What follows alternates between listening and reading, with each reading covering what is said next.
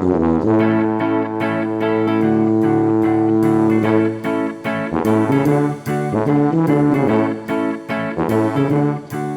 everyone, and welcome to the Double Stuff Podcast, where we're double the hosts, double the topics, and double the fun. I'm Charity. And I'm Sarah. And I'm still Charity. I'm still Sarah. What a way to promote ourselves.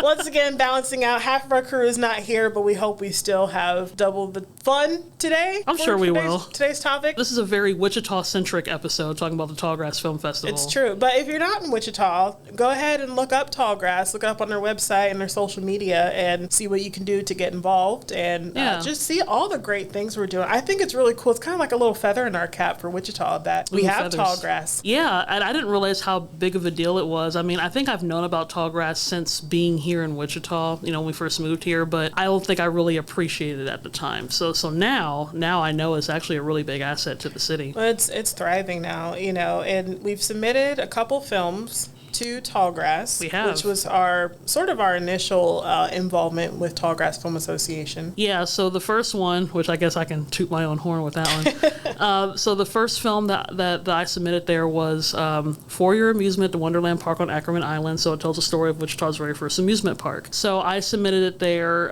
in 2018, so it's been a little bit now. And it was part of the Tim Groover, I think the Tim Groover short film section. It didn't win, but it was selected. So I still got a laurel for it being selected there. And then I ended up winning something during Doc Sunback about a year later. But in 2021, me and Charity joined forces, as we usually do. Joined forces. Avengers Assemble. Avenge me. Wait, avenge you? I don't know. I know that made no sense. Christy would be so disappointed in you. Yeah, well, good thing she's not here to hear that. We'll just pretend I didn't say that. Anyway, me and Charity, we got together and we produced another film. I did help on the first one, just to toot a tiny little horn for your amusement.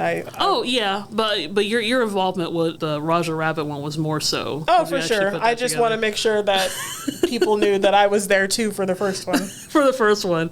But yeah, so the second film we did was in 2021 called Who Scammed Roger Rabbit, and it is a play on words from Who Framed Roger Rabbit, but it's an actual true story, just like Wonderland, about a guy that basically scammed the whole city of Wichita into investing in 55,000 white rabbits. Which that's another fascinating story. So to slightly go off topic here, if anyone is interested, you can contact us about that because we have done local screenings here in town. All right, now that we did our ad there, our little ad Wait, read. we got to put a commercial in there. No shame. Yeah, but yeah, so with that one, we actually won Best Kansas Documentary Short at Tallgrass, and we won $500, which is pretty awesome. Which, considering what we have to go through, okay, to be fair, what any filmmaker has to go through to make a movie is a big feat, but like for us, because we have no budget. We don't have anything.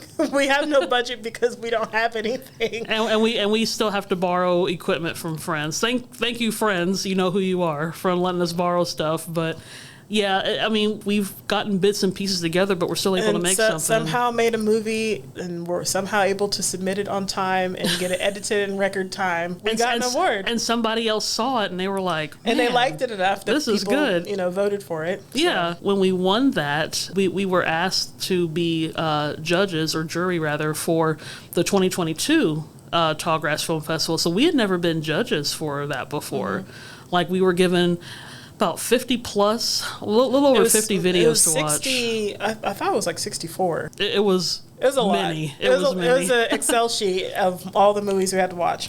And taking it from that perspective, we were like, oh my goodness, okay, so we're watching other people's stuff, mm-hmm. and we're having to kind of critique it and figure out which one is worth first, second, third place. Mm-hmm. And I think when we were doing that, we realized that's what our movie went through. Yeah, and the screening process, mm-hmm. that actually kind of humbled us a bit. It was just like, oh dang, this is what we had to do, because so Sarah and I watched our films together. At some point, we were on a team of like I think 20 different jurors or something. Yeah, and so, because we all had different categories to watch. Yes, and so there were two other people in our group that watched the same movies in that category, those same 64 films, and so we got together, all four of us, and and, went over the movies, talked about them, went over the different like themes and stuff. And then together we picked our submissions for what we thought should be the ones to win the award for that year. And so, yeah, it did put into perspective that there is a group of people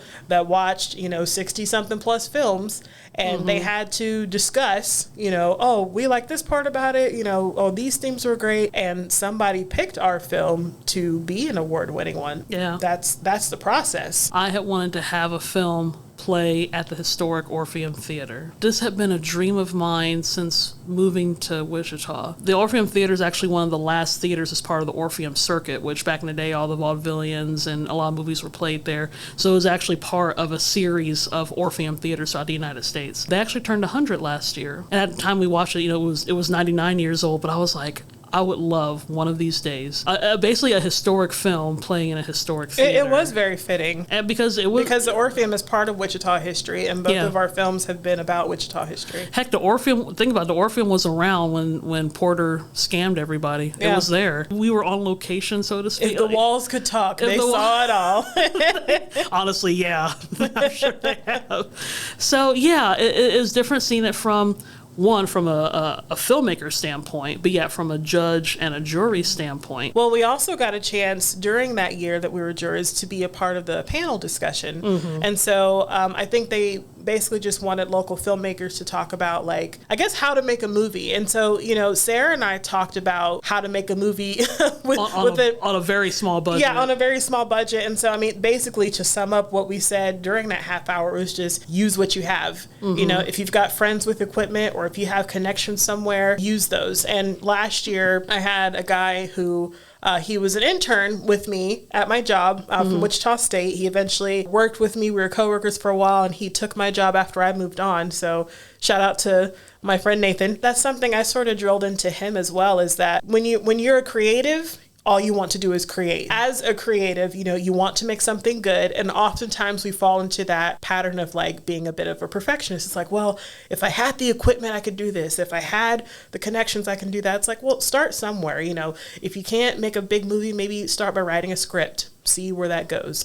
Maybe you'll meet some of your classmates who also want to make a, so like build off of that. But, that was something that we did talk about in the panel discussion. And that was really good because there's a lot of college students there who are just starting their journey of wanting to be filmmakers and get into media. Yeah, so it's nice to talk to the hopefuls. Me and Charity always give a practical aspect. So we don't say it in a way to be like, well, when you get out, it's just going to be terrible.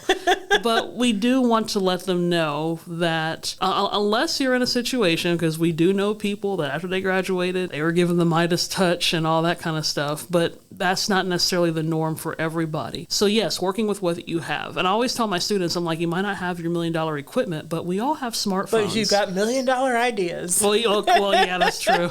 That's not like a cue for like a show-stopping number. But they all have smartphones. And, a lot of them have some of the more updated iPhones, especially. The quality on a lot of the iPhones and Androids are finally starting to keep up, or catch up rather.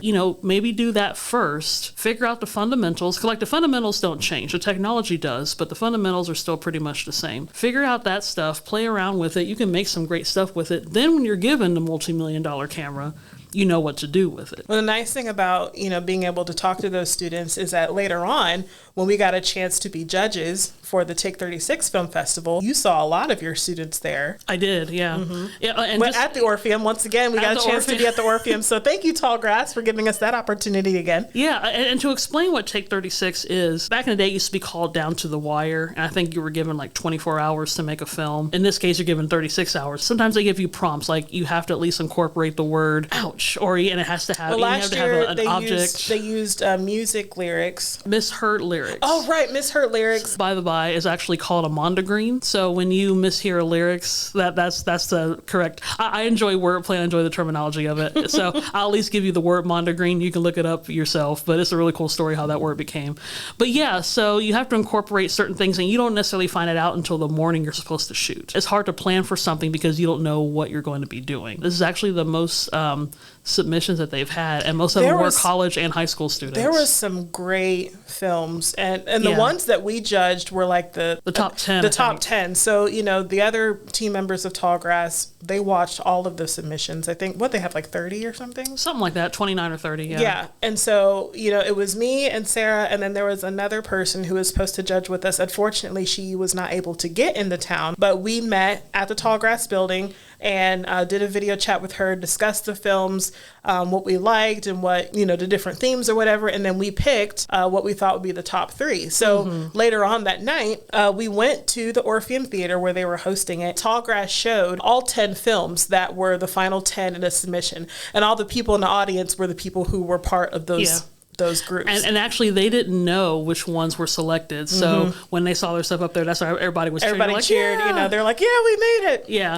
And it's a cool setup. So me and Charity were up on stage. They had 2 chairs and they had like a big bowl of popcorn. So it was almost like we were going to sit and like legit watch a movie. So while we were sitting on the stage with our popcorn, the actual film would play on the screen. Everybody else was actually in the theater seats and stuff. And at the end of every movie, I think it had to be like 3 minutes or something like 3 to 5 minutes in length. So we kind of did a little bit of a fun critique on the films that were made. I had a blast. So once again, thank you, Tallgrass, for giving us that opportunity. I think one of the greatest things about doing the judging for the film contest was, for one thing, at least from me and Sarah's point of view, we haven't done a 36-hour movie, but we've had our moments where we're like down to the wire for sure, trying to get it. And so I think because we understood that, it wasn't like, oh, you didn't do this and you didn't do that. Like, we even said that at the beginning. We're like, we understand that this was a 36-hour process. We did take that into consideration.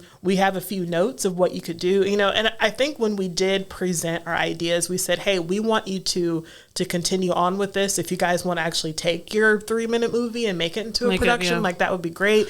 Because some of the stuff, it could have been like a series. Like, they had some really good stuff. Really good ones. And I've actually done a Down to the Wire before. And when I was in college, we had did something called the Insomnia Film Festival, which was 24 hours. So I've at least... So we understood the feelings that they had. Definitely identifiable and understandable. To be honest, even when we first moved here, like, I never thought that I would really be associated with Tallgrass. I think in my mind, when you think about film festivals, it's like, I don't know, maybe I thought it a bit haughty. I am an established filmmaker, and we sit around wearing our Jodhpur pants and sitting on the director's chair and okay, with our megaphone and our. I was saying, apparently Sarah's thought of the film festival is someone from like the 1930s or something.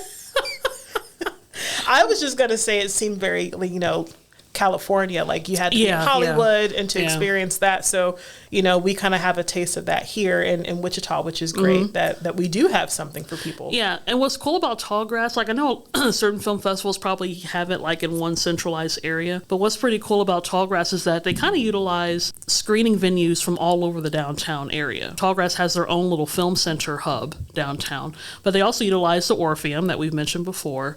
I think the Wichita Public Library is a venue. I believe the Art Museum is a venue this year. Oh yeah, we did Tunes in Tallgrass. We played, I say we because I work there.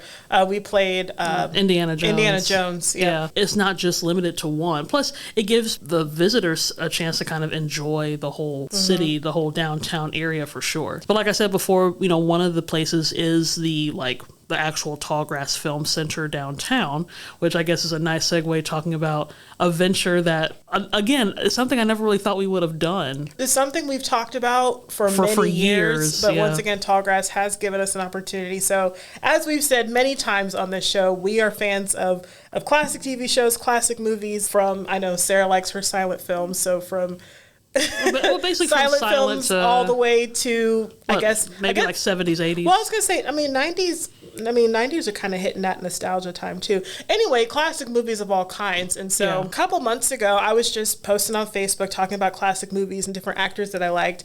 And Melanie Addington, who is the executive director, who actually took over Tallgrass in 2021. Yes, so she's doing an amazing job. Executive director extraordinaire, captain, whatever you want to call her. Captain of the ship. Your Royal Highness, Miss Melanie Addington. You're right.